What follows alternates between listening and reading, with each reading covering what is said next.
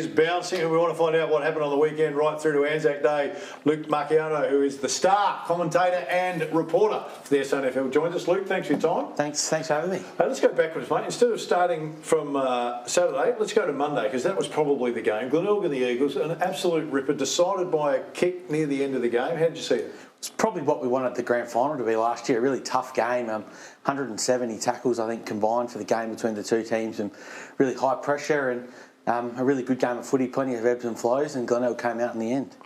Mate, Sam Durbin got the Bob Quinn medal for best on ground. I was interested when I looked at his stats afterwards. You go 22 disposals, it's a pretty solid game, isn't it?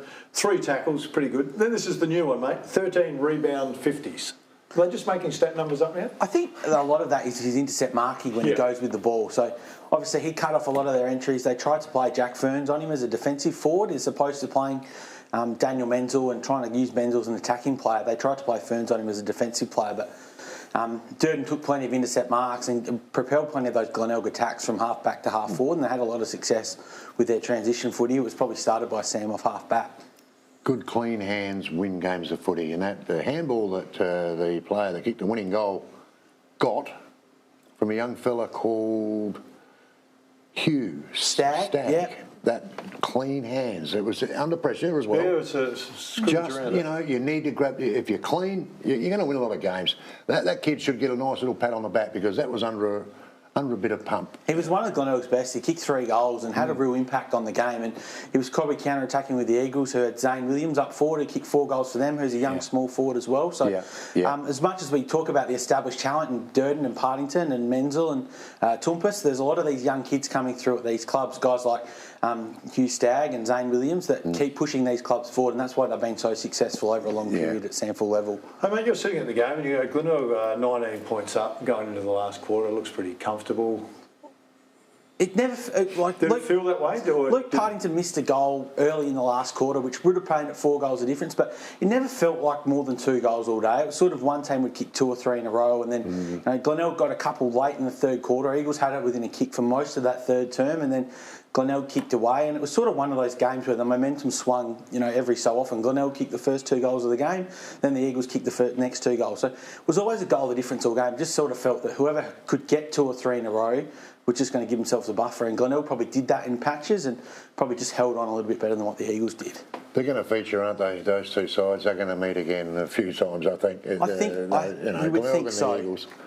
I think the Eagles have got a couple that only just come back. So that was Tompus' first game of the year at SANFL level. Clay Cameron as well, who's going to get better for them. Yeah. They're still missing Troy Menzel. And Glenelg are just a hardened, experienced unit. And they've added some kids in like Stagg that have given them plenty of opportunities now that, to keep biting these guys and keep, pushing these young, older guys along as well. So that's probably been the most pleasing thing from a Glenelg point of view, is their ability to reinvigorate some of the players they've lost. Well, we're talking about the Eagles, and I know we're not talking AFL here, but that was really sad about Hayes.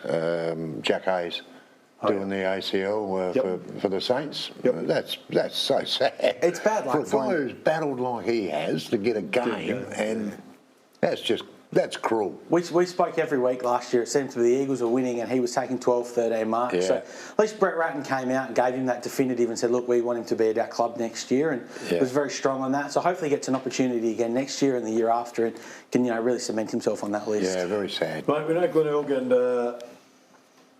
the Eagles are going to be 2 of the teams that we're going to see feature in the finals. Probably the other 2 that played on the weekend. North up against South. North got them by 11 points. It was a good game. Yeah, definitely. It looks like they did a job on Bryce Gibbs. So Gibbs had no impact on that game for South Adelaide. And another goalless first half for South. So seemed to be slow starters this year, and it sort of hurt them in the 2 games that they've been beaten in. So they've had a lot of... North Adelaide have had a lot of player transition, but they seem to be finding a lot of avenues to go. The young Bauer, who'd been their real standard up forward, didn't play on the weekend, yet they still found a way to win, which would be really pleasing for Jacob Surgeon. And something I witnessed at the Port Sturt game was a streaker on the field. And he was actually tackled by Jake Weedman. Yes, he was. Did anyone else witness that? I saw him. I saw him do it. Yeah, Does he get a stat for that? Does he get a stat for that? No. What he gets is a kick up the backside, because it was a pathetic streak, because he had his shorts on. Oh. No, mate, if you're going to streak. Let's talk about the game. By the way, mate, he's a serial pest. He's done it at Adelaide Oval. He lives just on the corner near Albion Oval. Oh, you know I found all this out afterwards, by the way. Okay. and he's done it before. This time he's going to be a bit light on the pocket. Not because your mate. Adelaide Oval got, well, he's been barred. Yeah. He's been barred from Alberton, don't come back. It was absolutely, and he lives, I kid you not, he lives a drop punt away.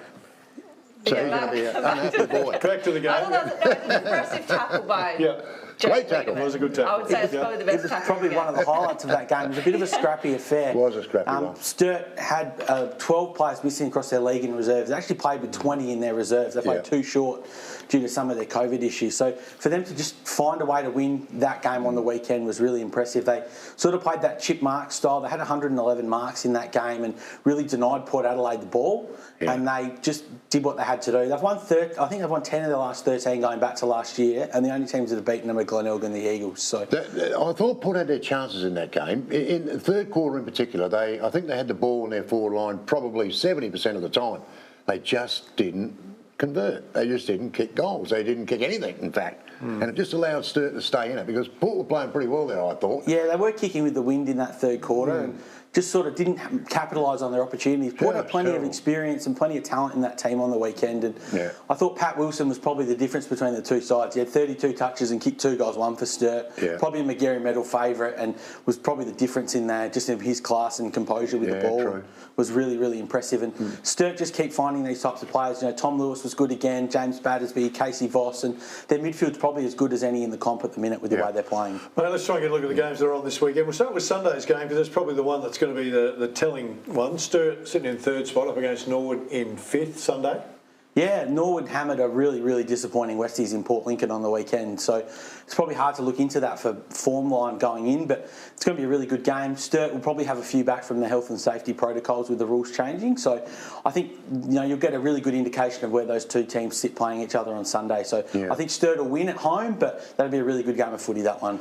Then probably the other one that's pretty interesting on the way. I mean, they're all interesting games, but Panthers, although they sit in seventh spot, we're early into the season, Adelaide sit in second. That game's going to be a pretty interesting one. Yeah, the Adelaide are a beneficiary of a healthy AFL list at the moment. They've had a lot of depth and, they're experienced players. I mean, they had Nathan Freeman come in and play on the weekend and was probably their best player just about in that SANFL game. So I think they'll have the wood on South. South are just struggling to get going at the minute. They've had a lot of changes every week. Every time you look, it's 5 or 6 changes through injury or suspension or COVID protocols, and they're a bit tricky with the way they're going about it. So they need a win, but I think the Crows will be too strong there. And Port should take care of the bays down at the bay. That should be an easy one for them. Should be a walk. Well, traditional rivals. So again, Port play on the Saturday at AFL, so you think they'll be probably as close to full strength as they can be. So I think the margin will be probably a lot closer than what people think. But with the way Glenelg play, I think that'll be a real danger game for Glenelg. Was it Port? Port stopped their unbeaten run last year, didn't they? They beat them in the last round last year. At Alberton it was. So. Oh, at Alberton was it? Okay, well I changed my mind and I think Glenelg might win. I think the upset this weekend could be Centrals to beat the Eagles out at Elizabeth. So short turnaround for the Eagles, big ground at Elizabeth Oval, and I think the Dogs have probably played better than their record suggests. They're right in that game with the Crows up until the 20-minute mark of the last quarter. History, Glenelg and Centrals. Nothing in particular, just the way Centrals play. I just think that they're real competitive and they always hang in games, and I just think the Eagles on a short turnaround with a few of those older bodies on the big ground might struggle, and I think Central District could cause the upset there this weekend. A lot of teams do struggle out there on that bigger ground, though, don't they? It is, and it got Westies in round 2. Westies looked cooked playing on the big ground, and Centrals have played some really good footy. Their midfield is good with the Schiller boys, and Billy McCormack, who they recruited from Frankston in the ruck, has probably been the best player in the comp over the first month. So, I've been really impressed with Centrals, and I think that they're due for a second win shortly. All right. Westies and the Roosters. Westies were deplorable last Sunday. I think that they wouldn't hide from that. They were beaten in 23 in clearances, 35 in inside 50s, and they were out-tackled by 13, which is probably the biggest indictment. So I know Brad Gotchty wasn't there with the COVID stuff, but they'd be hoping for a really improved performance, but I think North Adelaide should win that game quite comfortably. Sorry, Phil. I think they lost Hartland, didn't they, with a hammy? Adam was coaching and Hamish did a hammy. I think that they've got a couple of injuries there as well, so it's a bit of concerns at Westies already. Okay. Mate, we always appreciate you coming in, Luke. Absolutely outstanding coverage for us, mate, of the SANFL. Stay with us still. A little bit more to come on the show.